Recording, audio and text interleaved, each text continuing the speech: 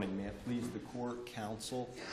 I'm going to be very brief. My name's Brandon Perkins. I filed a notice of appearance, limited appearance for oral argument yesterday, representing Kelvin Torres. This case is a case that comes to the court on the lower court granting summary judgment and entering a final. Just for clarification, you said you filed the notice yesterday? Yes, Your Honor. Are you associated with either Viles and Beckham or the Powell Law Firm? The Powell Law Firm. The Powell Law Firm. All right, thank you.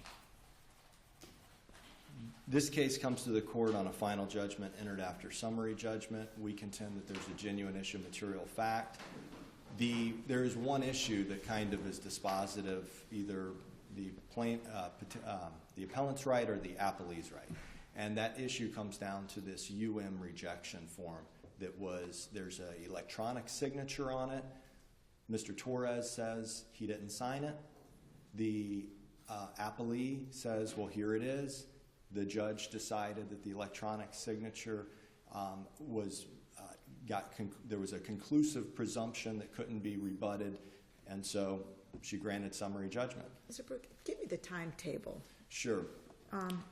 He calls to get an application. He calls Infinity Insurance, Okay. Meets over the phone with the insurance rep on February 4th. Insurance representative takes down some information and binds coverage as of that day. And then on February 8th, some 4 days later, there was this electronic signature that appeared on a form, the waiving bodily injury and waiving uninsured motorist. And how did that come about? Because I know the other side are saying that somehow the agent must have had his email in order to have him fill that out. Right. Clarify that for me. Okay. So what the appellees essentially has explained in their brief is that when an application over the phone is done, it's their process to either mail or email the application to the applicant to sign. And in this case, they said because we had his email, he must have asked for email copies. So our usual practice would be to email it. And then this form rejecting bodily injury and uninsured motorist must have been sent back to us when he clicked the box that he agrees with that, and that's his electronic signature. And then after that, he received a copy of the declaration page, and he received a copy of basically what he's covered for. And when was that?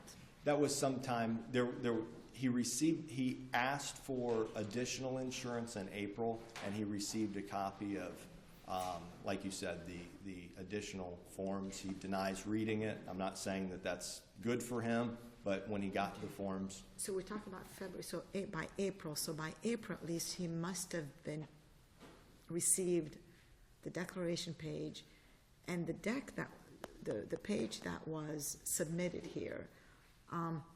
He opted not to get bodily injury? And that's the issue of fact that we're saying. So here's if I could frame it for the court, Mr. Torres is saying he wanted full coverage. Admittingly, in the deposition of Mr. Torres, he is all over the map on what full coverage means. He is not an insurance agent. He is not and I understand well-versed. That, Mr. I guess my question is, when he finally received everything in writing, and I guess you answered he didn't read it, Sure. It says it very clearly, waived bodily injury, and that's in bold, and then later on in that actual thing it says, rejection. How long, when he had that, till the accident took place? I mean, if he received that, I've asked for full coverage, get on the phone, this is a mistake. Right. I'm just trying to find that out. And I completely understand where Your Honor is going with that. The case law in Florida is pretty clear that you have to read applications that you get. You have to read contracts. It's not a defense to say I didn't read it.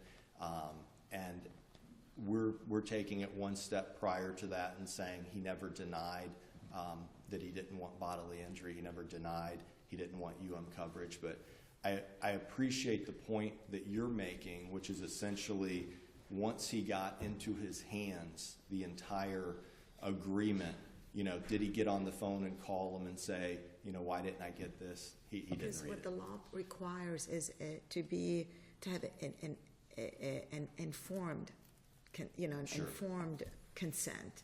That if you waive, it's done so knowingly.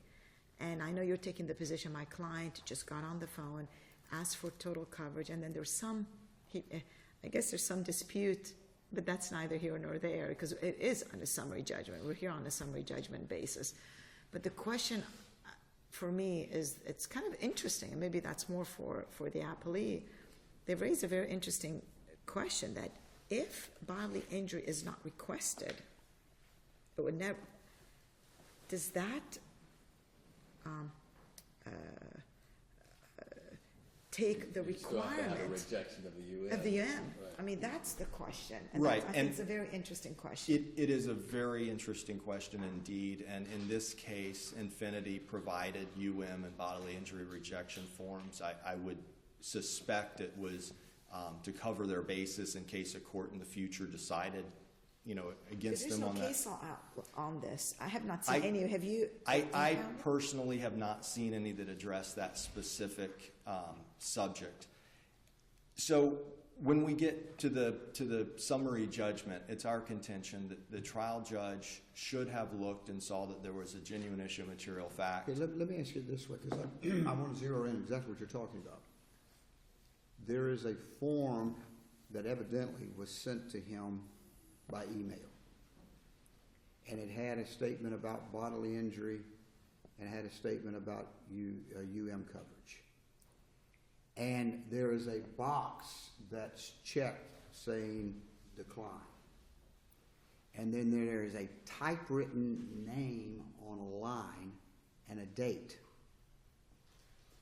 Now, your client said he never, and what I'm going to ask is, he never checked the box, he never typed in his name, or he never even sent that form back to the insurance company? He says that he never got it.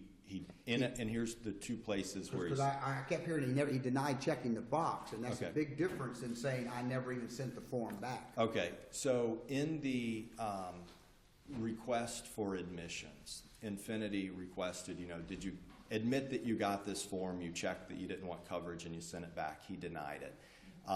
At the deposition, he says, I don't remember ever getting the form. So I can see how those two statements could be, skewed by either party.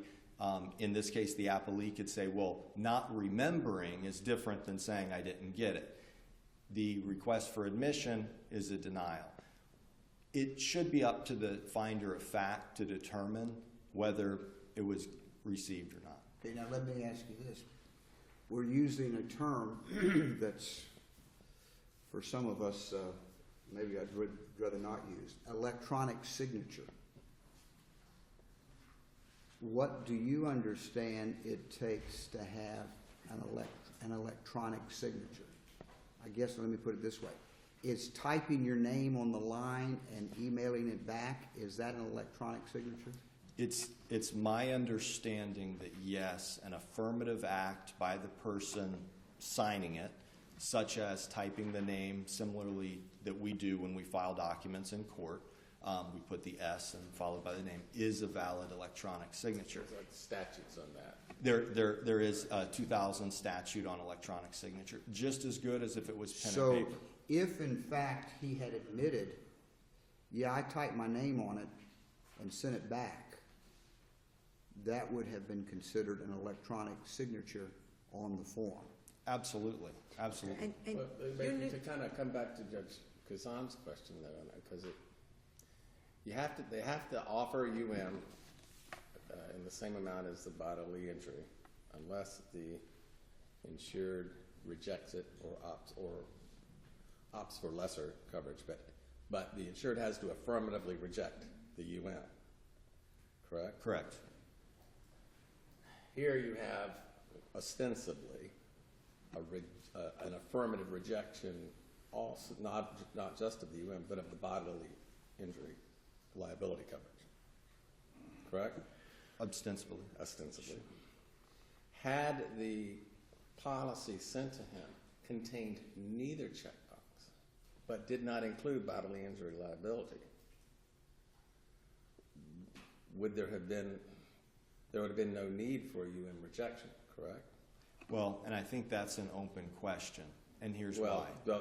that's the question of law that is up in the air. The reason I ask that is because if that's the case, then the fact, it seems to me that the fact that he has this policy for some period of time could come into play because he didn't call and correct, say, listen, this is not the policy I wanted, or I wanted it, wanted more coverage.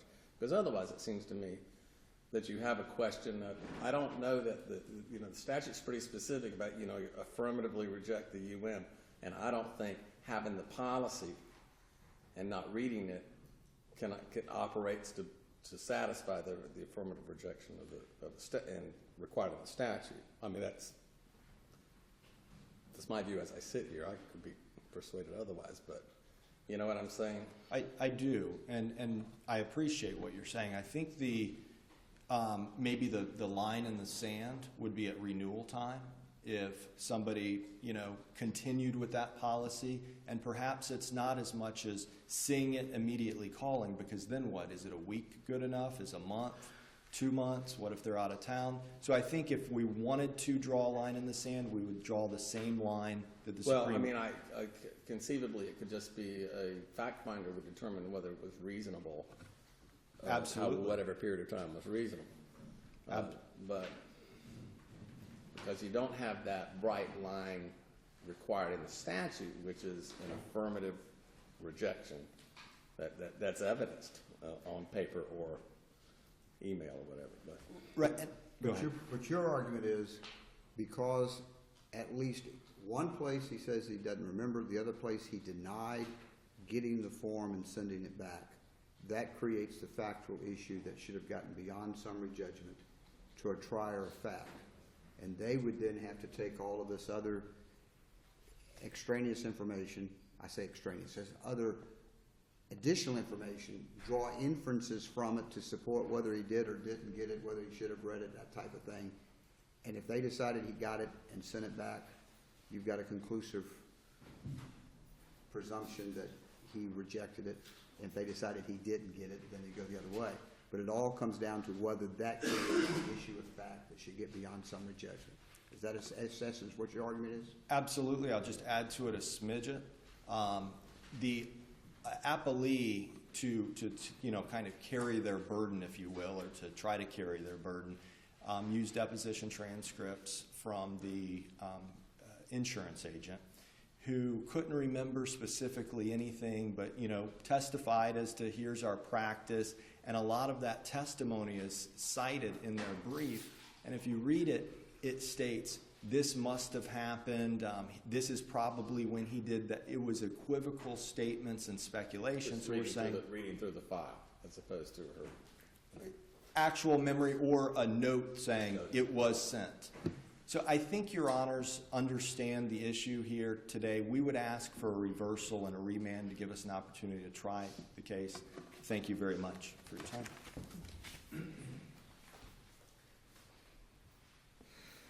Good morning. May it please the court. My name is Anthony Russo. I represent Infinity Indemnity Insurance Company.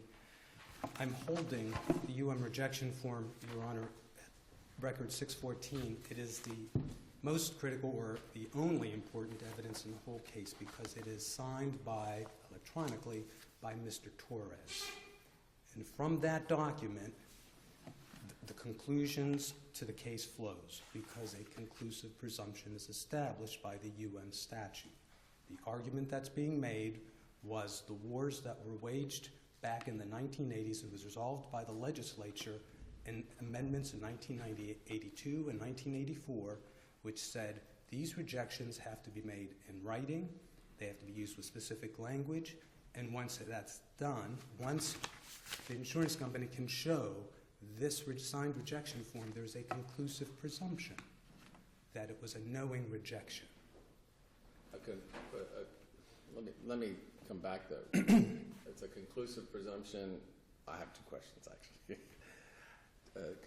Conclusive presumption that it was a knowing rejection or a conclusive presumption that he signed it? If this form is signed by a named insured, it will be conclusively presumed that there was an informed, knowing rejection of coverage. And what he's saying is that he's not sure he signed it. Yes, I don't know. Well, And this goes to Judge Davis's questions. The question, Let me ask you this. Before we get too far afield, let me ask my other question, because that's really what I had in mind to ask first. What is your position? Do you have a position on whether, like, was the rejection of the bodily injury liability necessary here as a matter of law, and assume that there is no and assume there is no bodily injury liability coverage in the policy? Is there still a necessity for a UM rejection? well, the statute doesn't require a bodily injury liability rejection form. Right. We included it. Right. And UM is only required if you have the bodily injury liability. Yes, and that's our issue 1.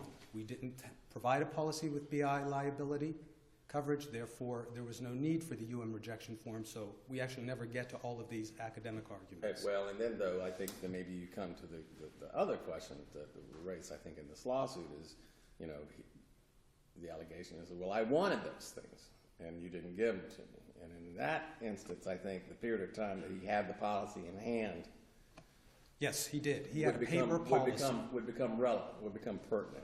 I don't think so, Your Honor, because of the conclusive presumption.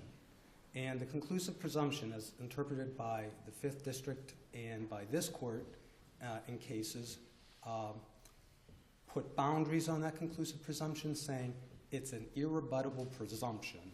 And I agree with you, if they're in the office and they take a pencil and they sign it.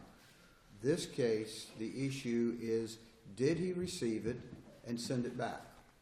He said, now, I understand. One place he said, I don't remember. Another place he said he didn't. Yes. At least the copy that I'm looking at doesn't have any kind of indication to show how the insurance company got this back. Okay, 2 answers to your question then, Judge. First, the Electronic Signature Act 668.50, parent 2H, says an electronic signature means an electronic sound, symbol, or process attached or logically associated with a record, executed or adopted by the person. So that's in the record. They can just click a box, that's their signature. Number 2, more importantly, I think, to your question is the circumstances surrounding how this document, this rejection form was generated, sent, and received were fleshed out entirely in Ms. Arena's we're going to make an deposition. inference from the circumstances. We're going to say these circumstances, this date, it came back, isn't that something a trier of fact does? No, sir, because the statute says it's an irrebuttable presumption. No, the statute says it's an irrebuttable presumption if you got a signature on it. The The statute, statute says if there's an irrebuttable presumption, if he signs it. We've got to get to the point of how do we have a conclusion, a matter of law that this must have come from him. If there's no evidence that it came from his email address, if there's nothing more than a form that's got a typed name and a check on it, and he says, I never typed that name and I never put that check on it, how do you decide whether he's telling the truth or not? You look to the circumstances, the timing and all of that, and you draw some inferences. But that's a trier of fact I question. respectfully disagree, Your Honor, because that was the problem before 1984. That's when Judge Lehan wrote in Marchesano in 1985 for this court. What do we have to do? Videotape all the times when people sign No, these sir, things? that's what I just said to you. If you've got a piece of paper and you've got his physical signature, that's one thing. The agent says either he signed it or he mailed it back to me, that's got his signature. What you've got is a piece of paper that has somebody that's typed something on here, and he says he never even saw the piece of paper. He never even got it. Now, if you've got circumstances that show... We do. Okay. Are they circumstances on the face of it, or is it circumstances that you've got to make an inference from? Section 90.301 of the Evidence Code clarifies what an irrebuttable presumption is. A conclusive... No, please, sir.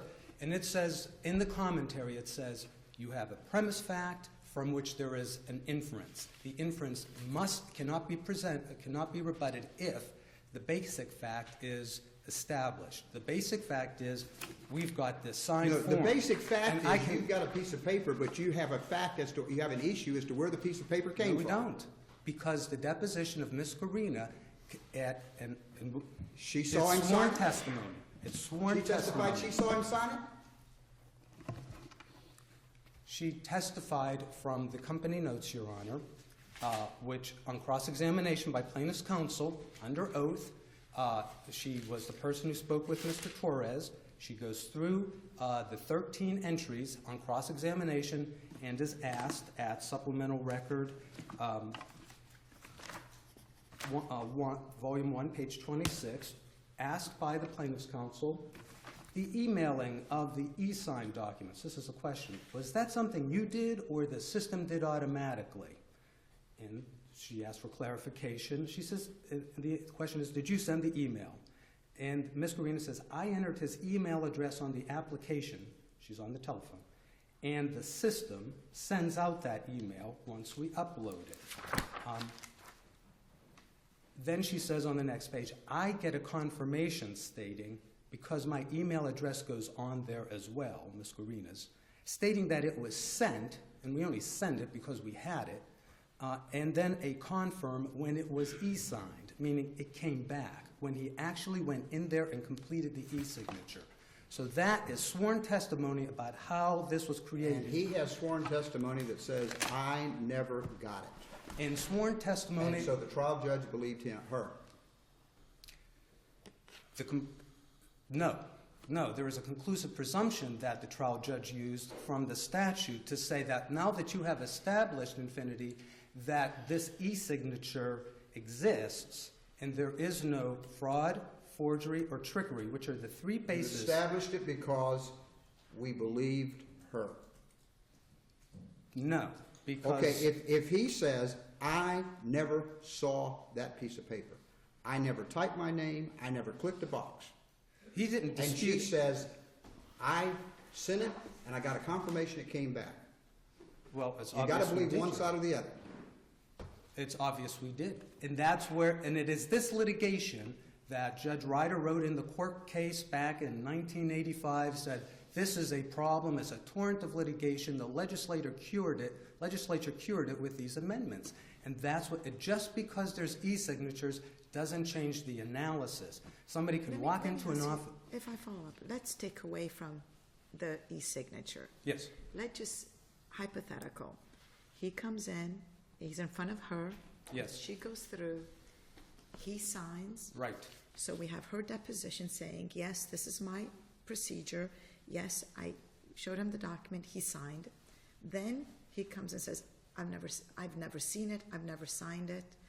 Your position is, by virtue of that signed paper, you have a conclusive presumption of a knowing rejection of UM.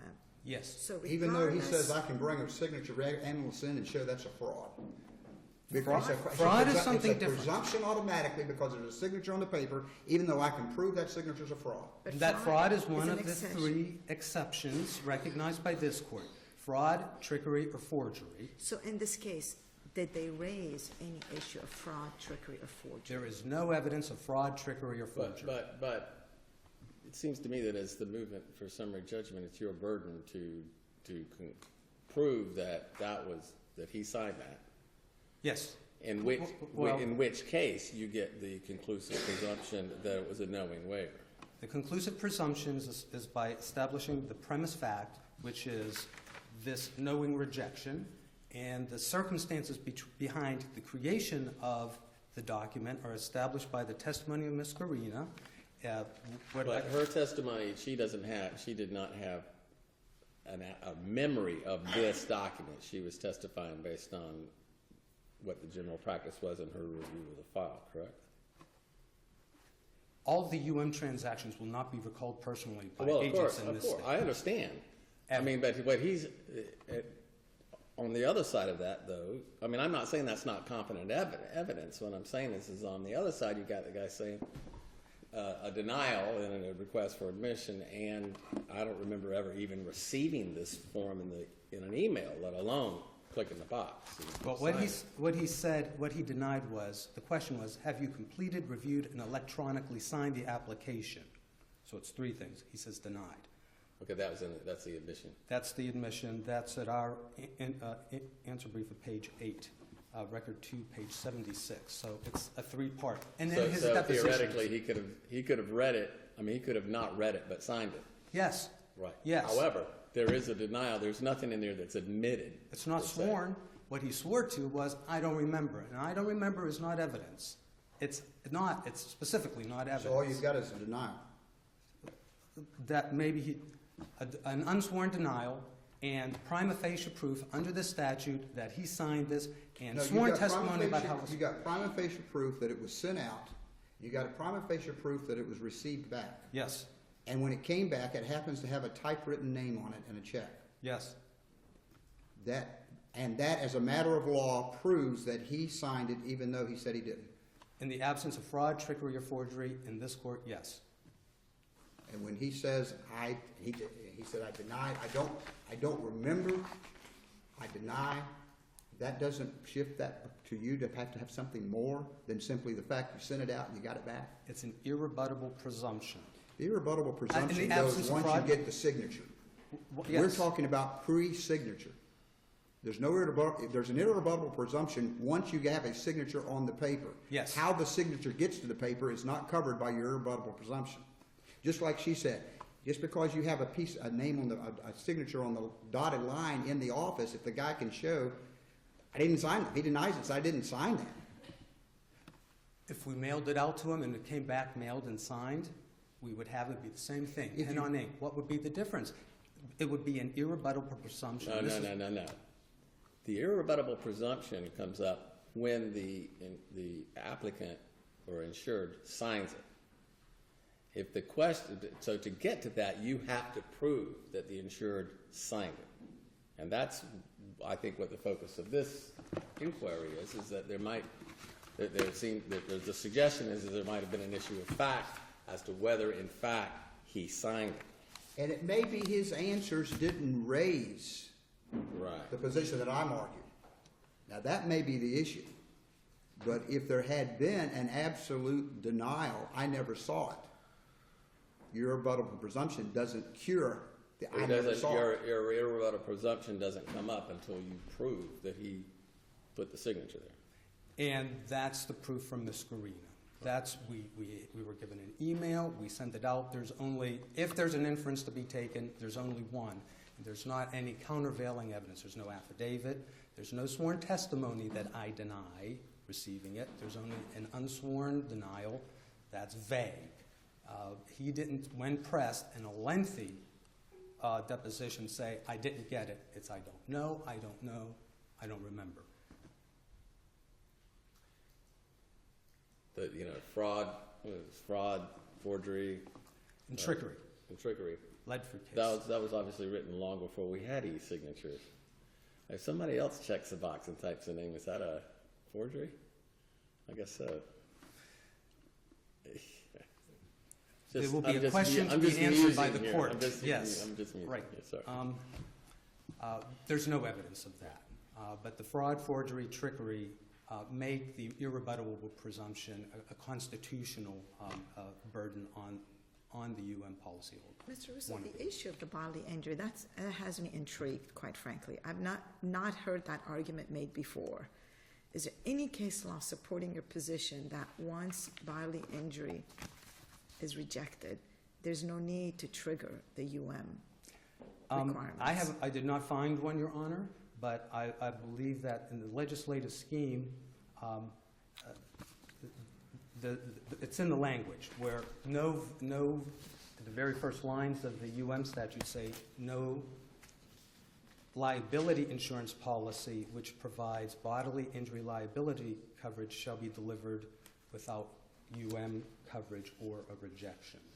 So, Right, I think you're right. I mean, I think under the statute, it only comes up in the context of the bodily injury liability. so, and if you don't get a rejection form, it's assumed that you have UM limits to the extent of your BI liability, and if there's no BI liability, then what relief could the court ever give to Mr. Torres? He didn't buy bodily injury liability. So basically, I mean, that could be your argument. If we agree with you on that, we never get to the issue. It's our issue 1, Your Honor, and we ask you not to get into the Electronic Transfer Act, Signature Act at all.